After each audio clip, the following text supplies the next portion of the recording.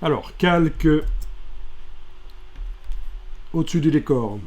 Si vous double-cliquez, vous allez pouvoir faire une correction. On peut essayer de neutraliser la dominante couleur. Donc, peut-être que c'est pas ce qu'il faut faire, peut-être que le décor est chouette comme ça, mais voyons comment on peut neutraliser une dominante couleur.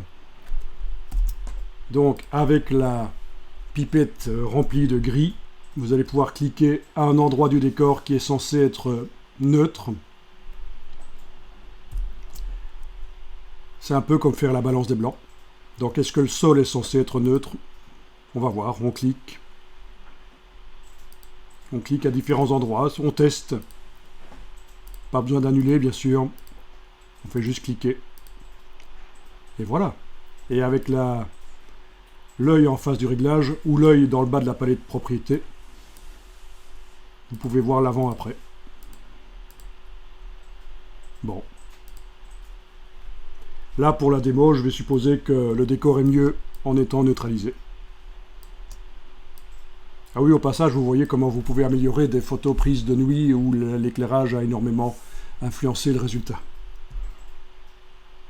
Est-ce que le réglage n'est pas un peu trop fort? Est-ce qu'on ne pourrait pas diminuer sa force? Ben, il faut tester. En ayant le calque de réglage activé, vous allez pouvoir modifier son opacité, tout simplement. Si vous êtes à 0%, c'est pas du tout de réglage. 100%, c'est totalement. Entre les deux, ben, c'est un mélange. C'est génial, ça. Il faut y penser, ça. Quand vous mettez un calque de réglage, il faut penser qu'en diminuant l'opacité du calque de réglage, vous allez pouvoir régler la force du réglage. Tiens, ici, je l'ai mis sur 50%, par exemple. Comme ça, il redevient un peu chaud, le décor.